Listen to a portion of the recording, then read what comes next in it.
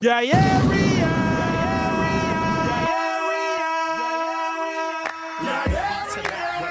like that. Telling people that phony water is back. Like that. Telling people that phony water is back. Like that. You are into the Dub Show on Sideline Sports Talk Network and City. Live from Radio Row in San Francisco, California. Brought to you by Gates Barbecue, the Negro Leagues Baseball Museum, Dillard Zona Rosa, the Soul of Santa, Golden Gate Funeral and Cremation Services, and Wood Nissan. All right, we're back here live from Radio Row. Sunny San Francisco. He keeps looking at me because he's like, you like San Francisco. I know you do. I know you love San Francisco, man. Just let it out, man. It's all right, man. It's all right. It's pretty nice. Come on. We've had some amazing guests. We have yet another amazing guest, Mr. Nate Boyer, former NFL player, current TV actor. How are you, sir? I'm good. How you guys doing? I'm pretty good, man. Pretty good. Just enjoying Radio Row here too, man. Hey, Orange Ranger right here too. Really? Oh, right on, brother. Rangers leading the way though. I love it. They do. We just finish up, you know. Yeah, they do. All right. What brings you to Radio Row? You know, so 2015 was the one year I got to play with Seattle, but I grew up in the Bay. Okay. I grew up in El Cerrito, right across the water there, right by Golden Gate Fields.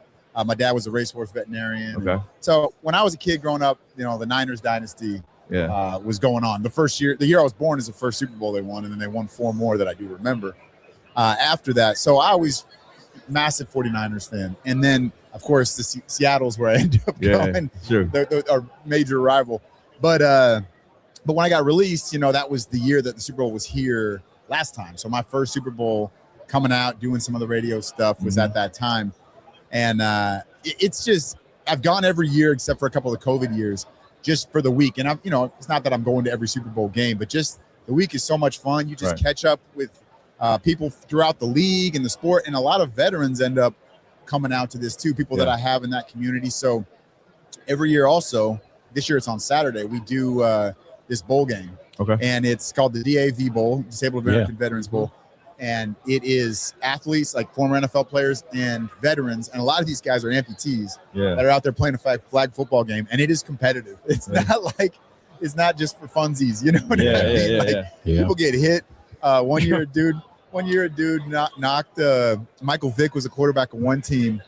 And he got knocked down by this dude with no legs. Really? And he's like, Lane, bro.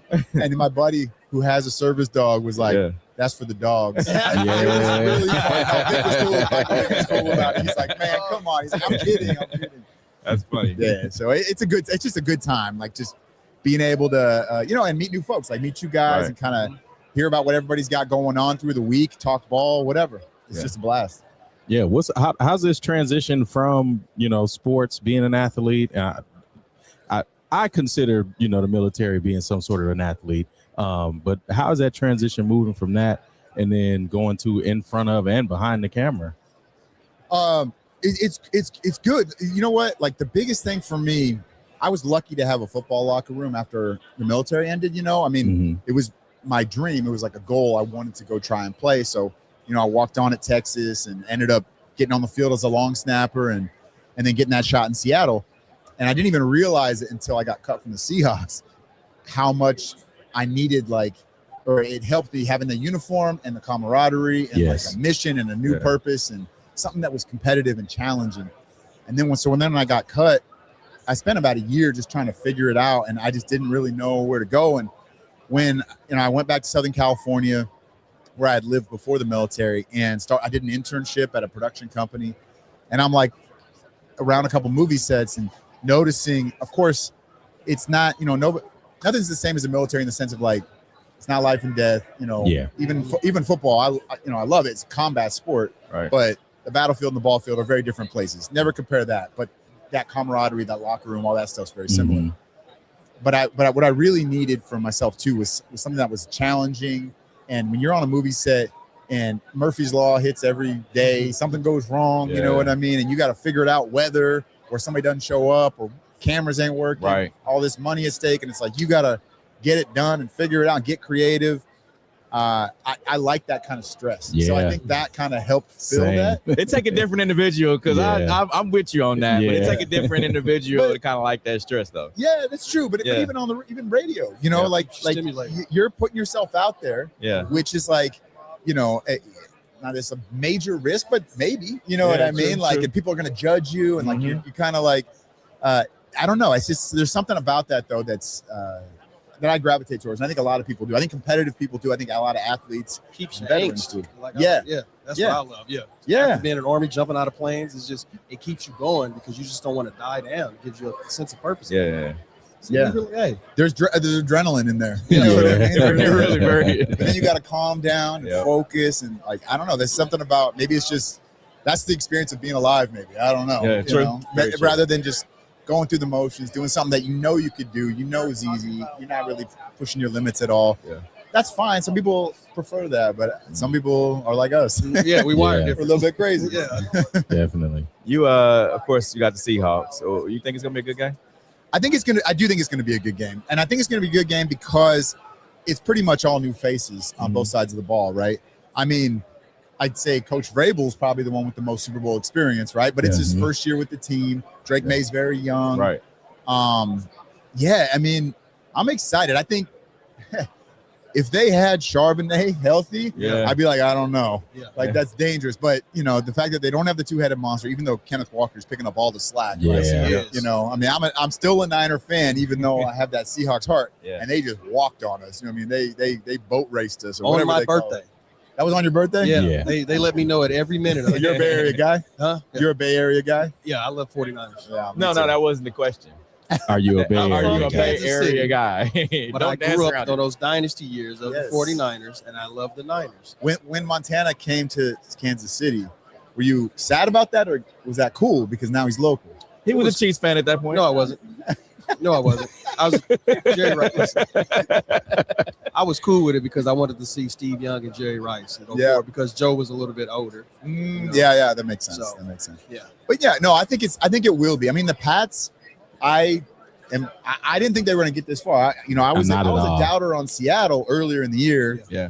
until they just kept getting better and kept winning. And then even towards the end, I was like, once the Chiefs were out, once the Ravens were out, I was like, all right, it's Josh Allen. It's going to be the Bills versus somebody. Right. Yeah. Nope, It didn't was happen, his you year. know? It was was- definitely his And year. so now it's like whether they win or lose, I think they're going to be in that game. I think they're just every time they're kind of doubted or they're underdogs. Like, and I know they had that all those stats like historically the easiest schedule and blah blah blah.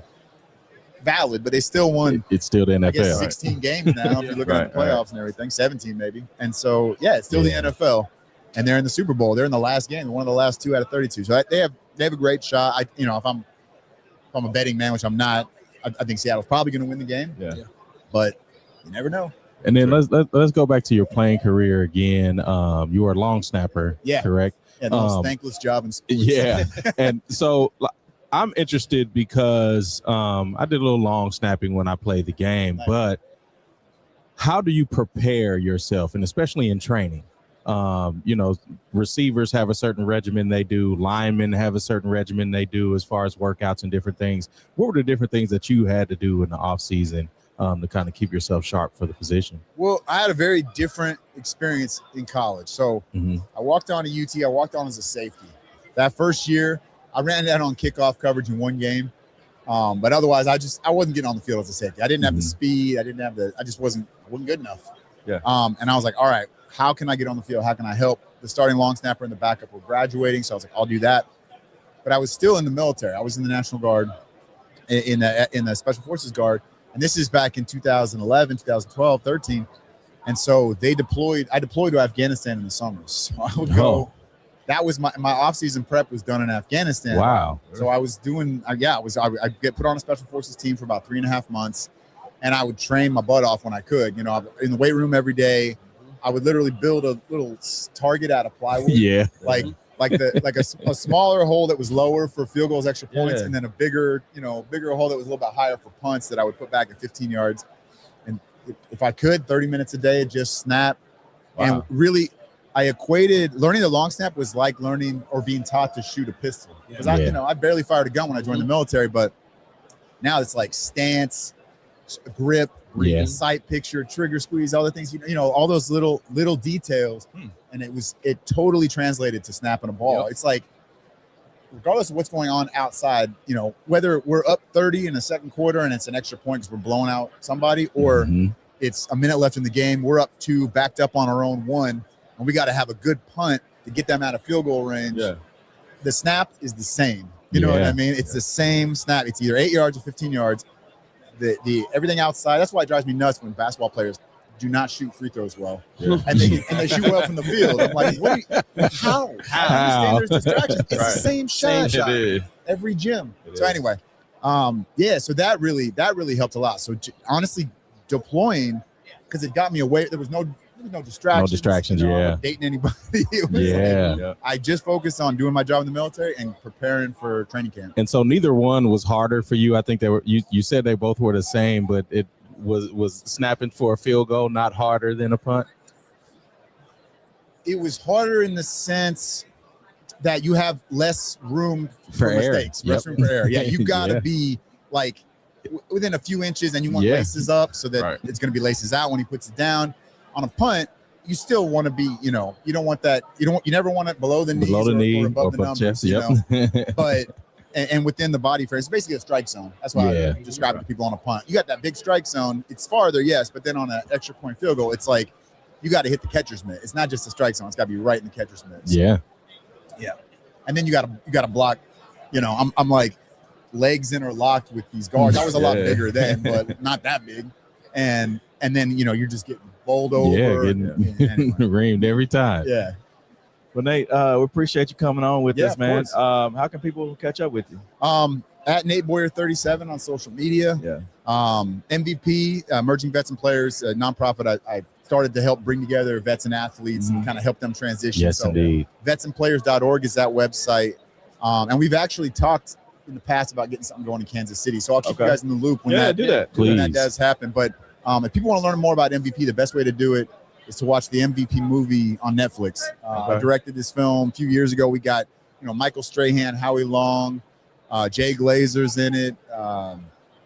Tony Gonzalez plays it. They all play themselves. And then there's a bunch of veterans playing actual veterans in the story. And it's really how MVP started, kind of an NFL player transitioning out of the game and a homeless vet living in a shelter, just trying to figure out that next step, you know. So yeah, check out the MVP movie if you get a chance. So as a veteran, how can I get in the game on Saturday? Oh, just come. It's davbull.org and you want to come try and play? No, he was that's the question. He wanted to try I think we might be able to figure it out. Yeah. Give me I'll get your contact. Okay. Because the guy that's putting the game on is I think we spoke to him. We talked to him yesterday. DJ? We talk to him every year. See, he's one of those. They're just mad I can still dunk. And I still have it. You know, still got the juice. Hey, you know. You know they call it the Weekend Warrior. Game. You know that, right? It's a football game. It's a football game, not a basketball game. I'm an athlete. Weekend Warrior. That's him. I'm an athlete. Hey, it's Saturday. It's on the weekend. All right, we appreciate you giving us some time, man. Thank you very much. Thank you, guys. All right, this is the W Show. We'll be right back with more guests. The views and opinions expressed in the W Radio Show by the host, co-host, guests, and call-in listeners are solely the opinions and responsibility of the original source who expressed them. They do not represent the opinions of the W Show, 100.1 FM, One Kansas City Radio, Sideline Sports Talk, Team Wall Street Foundation, or affiliates.